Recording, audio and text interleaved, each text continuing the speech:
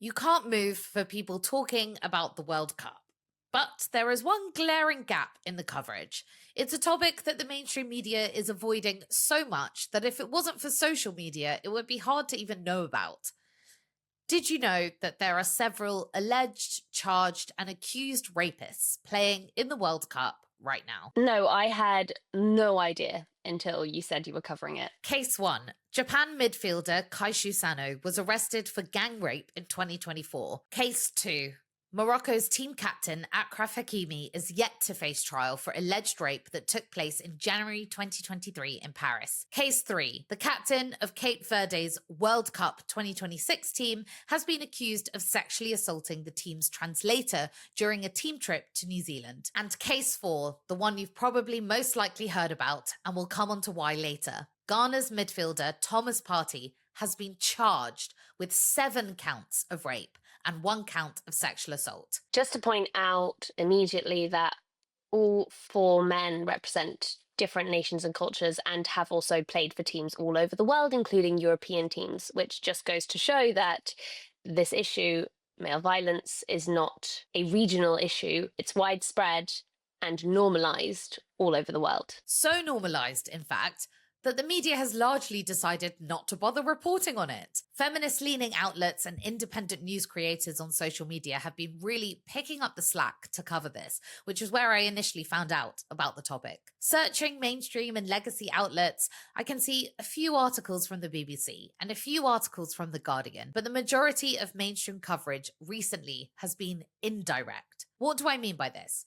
I mean that there are 2 incidents that have shone a light on Thomas Partey's actions recently, which has almost forced the media to report on the story of his alleged sexual violence. The first is that Partey missed Ghana's World Cup opener against Panama when he was denied entry to Canada after wrongly telling officials in Canada he had never been arrested or charged with a crime. And the second is that during the England v Ghana match last Tuesday, in the traditional lineup at the start of the game, England player Jed Spence did not shake hands with Partey. This act of allyship by Jed Spence should be celebrated. I was glad to see at least one footballer refusing to shake hands with a man accused of 7 counts of rape. But I found it very interesting that articles and op-eds about whether or not Jed Spence should have shook hands with an alleged rapist far outnumbered articles and op-eds about the fact that there is an alleged rapist playing in the World Cup. Ghana's manager, Carlos Queiroz, defended his decision to include Thomas Partey in his World Cup team,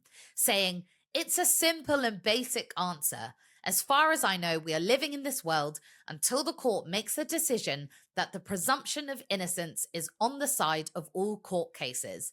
This is not for me or you to make a judgment about." Here's the nuance that the media will not let you know. Innocent until proven guilty is not how our legal system works when it comes to rape and sexual assault.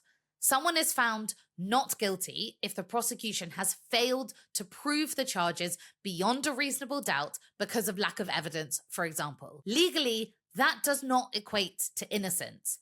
Yet not guilty and innocent are equated time and again in the media. Well, someone is only charged if the CPS believe they have enough evidence to prove their case at trial beyond a reasonable doubt. When most rape trials come down to one word against another, beyond a reasonable doubt is almost impossible. I've interviewed police about this and the Crown Prosecution Service. Police often say that the Crown Prosecution Service actually just reject almost all rape trials because of how difficult it is for them and because failing would make their stats look bad.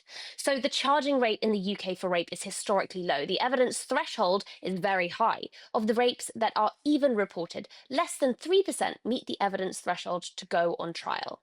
So the charge rate is so small, it has almost no bearing on the reality of the scale of rape. And I think my big media issue here is that these cases are barely reported on in the media. And on the off chance that they are, it's sport pundits giving the analysis.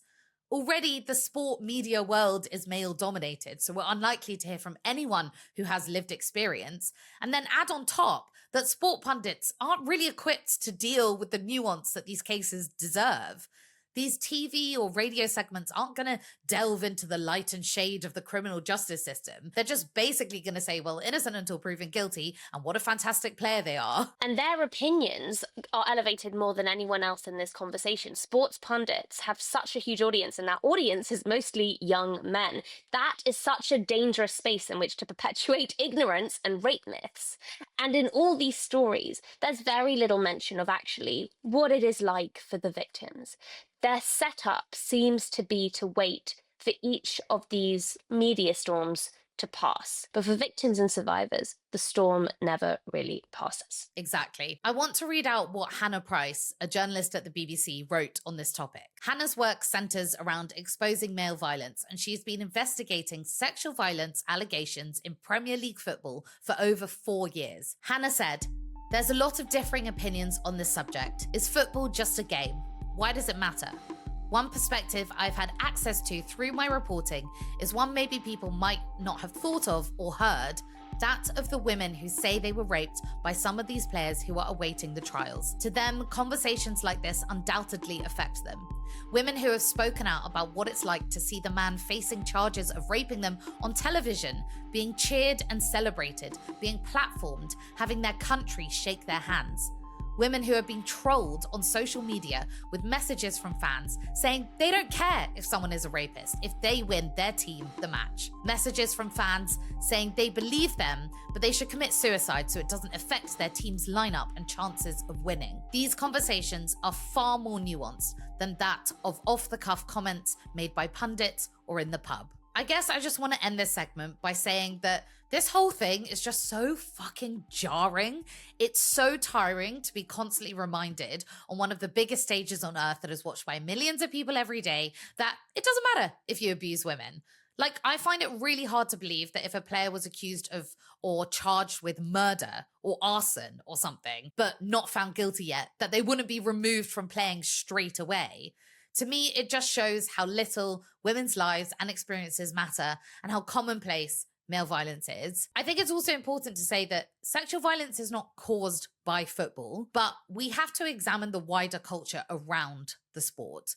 In the UK, we know that domestic abuse skyrockets after any match England plays in, and we know that football culture can embolden male entitlement and hooliganism. But it doesn't have to. The World Cup, it should be fun and it should be uplifting, but it's almost as if survivors everywhere are being gagged, like told to shut up because you're ruining the vibe of the World Cup if you mention the unchecked sexual violence. Of course, a lot of fans watching may not even know about the things that we've spoken about today. Or if they do, they're probably shutting it down because obviously they still want to participate in the best parts of football culture. And I really do understand that. I guess I just want to make a plea to any football fans listening, especially male ones. Please talk about the dangerous men playing in the World Cup with your male friends, because this media sure as hell isn't. The public's perception of what is acceptable is massively influenced by large-scale events like this. And you can collectively choose to care more about women's safety than about your favorite football player.